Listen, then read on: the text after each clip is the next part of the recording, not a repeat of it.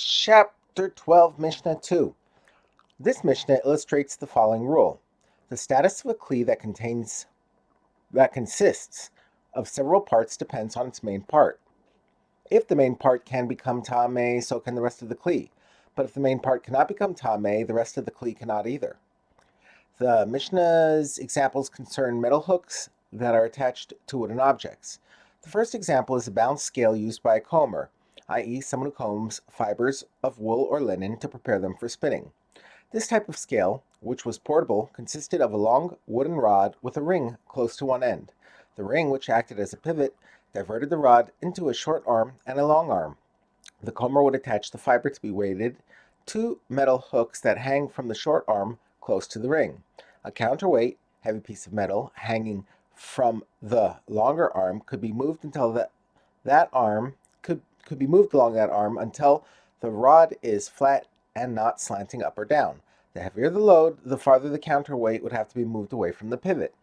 The weight of the load is shown by the position of the counterweight along the long arm, which has notches on it indicating different levels of weight. We now turn to the words of the Mishnah. The wooden rod of the balance scale used by combers can become tameh on account of its hooks. The main part of the scale is the metal hooks that carry the fiber to be weighed. Therefore, although the rod cannot become tameh on its own because it is a wooden object that lacks a container, when all the parts of the scale are assembled, the entire kli can become tameh.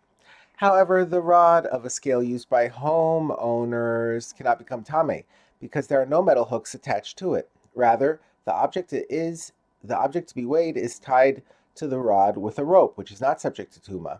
But if it did happen to have hooks, it can become tameh, just like a comber's scale. The Mishnah now discusses two types of poles, a porter's pole and a peddler's pole.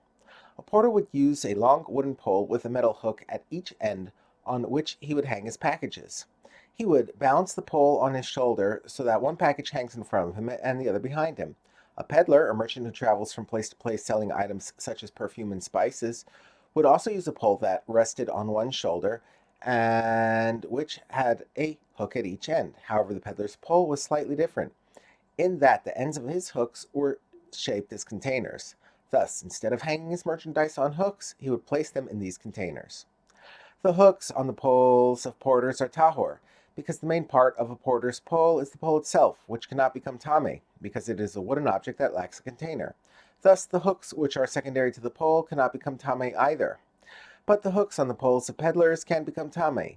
Since these hooks are containers, they are of such significance that they, not the pole, are considered the main part of the kli. Therefore, when the wooden pole is attached to these hooks, it can become tameh because of them. Rabbi Yehuda disagrees about the peddler's pole. Rabbi Yehuda says, regarding the poles of peddlers, the hook in front of him is indeed able to become tameh because he would purchase his merchandise. Because he would put his merchandise in that hook's container. But the hook behind him is tahor because he would not put his merchandise in its container. The Mishnah presents 6 more examples of metal hooks attached to wooden objects. In each of these cases, the wooden object is the main part of the kli and the hook is secondary to it. The hooks of a dargash can become tameh. A dargash is a cot that consists of a wooden frame and a sheet of leather.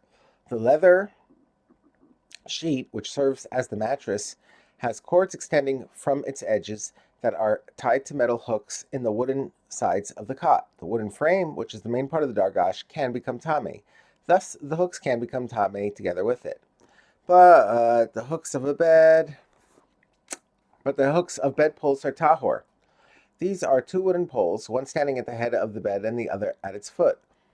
A hook is attached to the top of each pole to hold a rod that runs the length of the bed. A canopy for the bed is draped over this rod. The poles cannot become tameh because they are wooden Keilim that lack containers. Therefore, the hooks cannot become tameh either, even when they are attached to the poles. The hook of a chest, which is used to hang a chest, can become tameh. A wooden chest is subject to tuma because it has a container. Thus, the hook can become tameh together with it. But the hook of a fish trap is tahor. This trap is a wooden box in which there are hooks that catch fish when they swim into it. The box itself cannot become tameh, and so the hooks cannot become tameh either. The hooks of a table by which the table is hung when not in use can become tame. The table itself can become tame, thus the hook can become tame with the table.